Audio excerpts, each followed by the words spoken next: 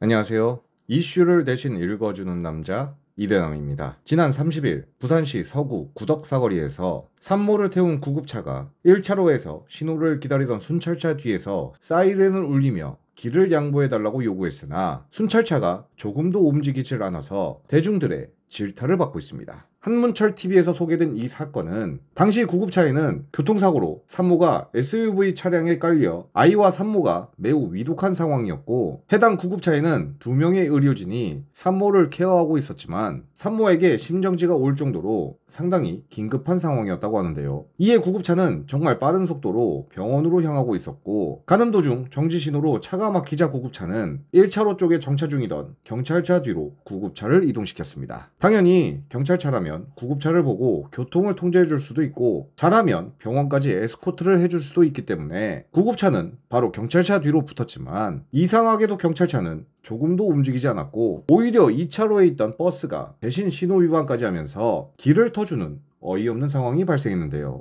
이로 인해 구급차는 약 15초의 시간을 허비했고, 병원에 도착한 산모와 아기는 안타깝게도 병원에 도착하고 3시간 뒤에 사망을 하였다고 합니다. 이에 대해 당시 구급차를 운전했던 운전자는 교차로에서 순찰차가 길을 양보만 해줬더라면 산모와 아기를 살릴 수도 있었을 것이라며 굉장히 아쉬워했는데요. 물론 15초라는 짧은 시간을 지연시켰다고 해서 산모와 아기의 죽음이 움직이지 않은 경찰차의 책임이라고 볼 수는 없습니다. 하지만 당시 구급차가 병원에 도착하고 불과 몇 초 뒤에 산모에게 심정지가 왔다고 하는 만큼 그 짧은 15초를 경찰차가 지연시키지만 않았어도 어쩌면 산모가 살 수도 있지 않았을까 하는 아쉬움이 더욱 크게 남았는데요. 개인적으로 저는 당시 경찰차의 행동이 도저히 이해가 되지 않아서 왜 당시 경찰차가 구급차를 보고 움직이지 않은 것인지 알아보았는데, 경찰의 답변은 다소 실망스러웠습니다. 한 언론 인터뷰에서 경찰은 당시 순찰차를 운전하던 경찰관이 뒤에서 접근하는 구급차를 인지하기엔 시간이 너무 짧았다고 해명을 했고, 거기에 덧붙여서 순찰차가 정차한 교차로 좌측과 우측엔 각각 중앙분리대와 대형 버스가 이동하고 있었기 때문에 오히려 구급차가 통과하기 어려운 상황이었다고 답변했는데요. 물론 앞에 좌회전하는 차량이 이동 중에 있어서 1차로에 있었던 경찰차가 곧바로 직진을 했다면 오히려 사고가 날 우려가 있었을 것입니다. 하지만 구급차는 당시 사이렌 소리를 최대치로 켰고 방송까지 하면서 이동을 했는데요. 그렇다면 구급차가 경찰차 뒤에 오는 것을 확인하자마자 경찰차는 충분히 버스 앞쪽으로 이동해